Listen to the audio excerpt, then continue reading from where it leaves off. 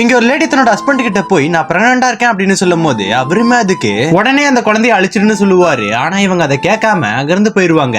இப்ப தன்னோட ஹஸ்பண்டோட பேச்சையுமே மீறி அந்த குழந்தைய நல்லா பெத்துக்கணும் அப்படிங்கிறதுக்காக ஆரோக்கியமான சாப்பாடு, உடற்பயிற்சி அப்படின்ட்டு எல்லாத்தையுமே பண்ணுவாங்க. இப்ப இவங்க நினைச்ச மாதிரி அந்த குழந்தையுமே ஆரோக்கியமா பிறந்துரும். ஆனா அந்த குழந்தைய பாத்துக்க அவங்க அப்பா வரவே மாட்டாரு. அதனால இந்த லேடியும் அந்த குழந்தைய தனியா வளர்க்க ஆரம்பிக்கிறாங்க.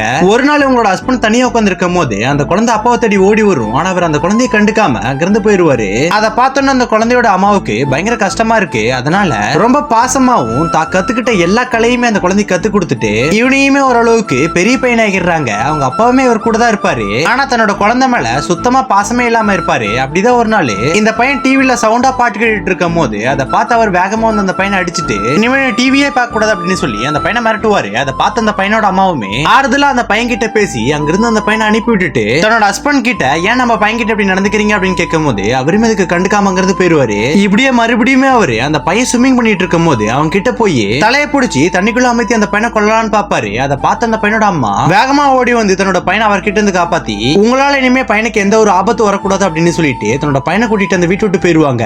ஆனாலுமே அந்த பையனுக்கு அவங்க அப்பா அவனை தண்ணியில முக்கணும் பயத்தால அவங்க அம்மா கிட்ட கூட சரியா பேச மாட்டேங்கிறான். இதனால அவங்க அம்மாக்கு ரொம்ப கஷ்டமா இருக்கு. ஆனா இவன் மறுபடியும் அவங்க அம்மா கிட்ட போய் பேசலான்னு பார்க்கும் போது திடீர்னு பார்த்து அவங்க அம்மா இறந்து போயிருப்பாங்க. தன்னோட பையனை ரொம்ப சந்தோஷமா சரியா வளர்க்க முடியல அப்படின்னு சொல்லி ரொம்ப கஷ்டப்பட்டு இறந்து போயிருப்பாங்க. சோ அதனால எவ்வளவு கஷ்டம் இருந்தாலுமே நீங்க உங்க அம்மா கிட்ட மட்டும் பேசாம இருக்காதீங்க.